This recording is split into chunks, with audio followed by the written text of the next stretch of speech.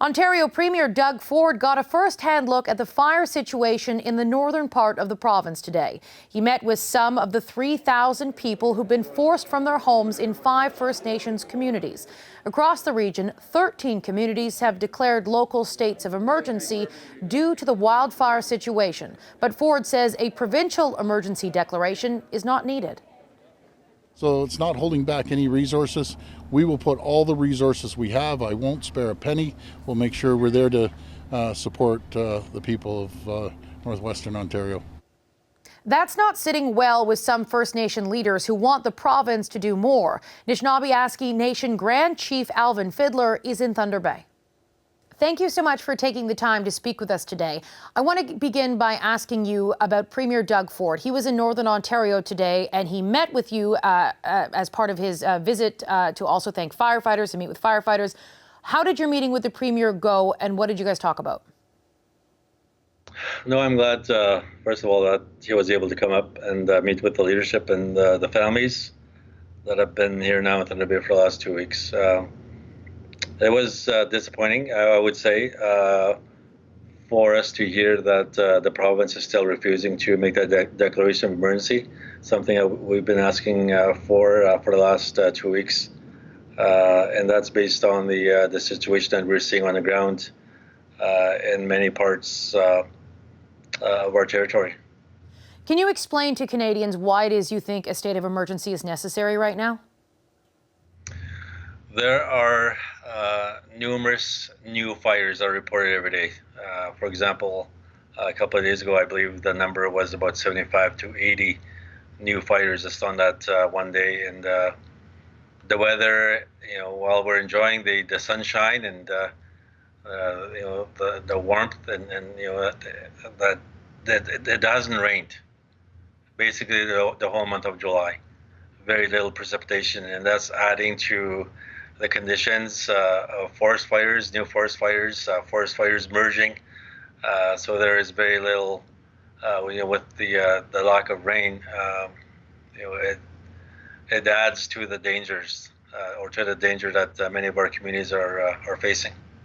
So when you asked Doug Ford, the Premier, for this state of emergency, what reason did he give you that he was not going to accept that request? Well, their officials have told us repeatedly that that we don't meet the threshold, that somehow we don't meet the criteria in the legislation that would allow them to make that declaration. So as I said, it is frustrating because we get these calls from our communities, from our leadership every day on what they're seeing on the ground and the need for more resources to fight these fires and to look after the evacuees wherever they are in the province, that they need wraparound supports 24/7. And right now, we're unable to provide all those supports that they need. So what happens going forward from here? The province will not declare a state of emergency because of these wildfires.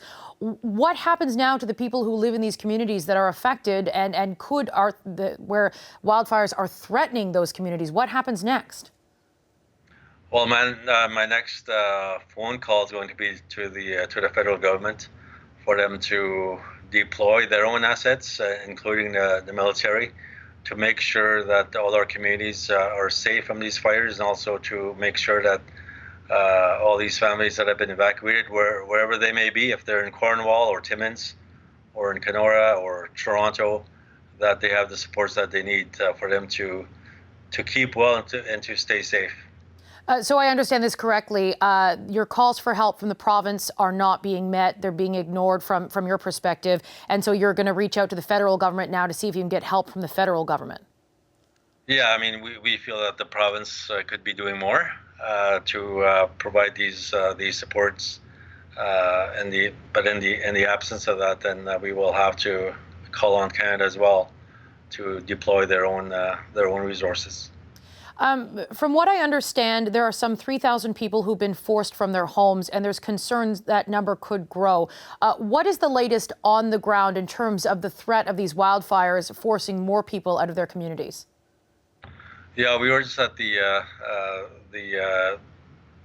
communication center just about 2 hours ago, And again, today there are new fires that are being reported, and just again the lack of precipitation in the forecast will only add to the danger. And that's our fear, is that the threat of these fires will not go away, and that potentially we're looking at more evacuees in the days or even weeks ahead.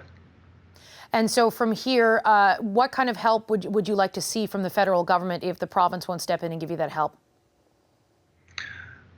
Just to make sure that there's access to aircraft, and also wherever our families are sent, that they have access to all the supports that they need wherever they are, for them to be able to keep safe and to be able to look after their own families. One question I'm very curious about. So the province, the minister, we interviewed Minister Greg Rickford yesterday, and the Premier says what's happening in Northern Ontario doesn't meet the threshold for a state of emergency.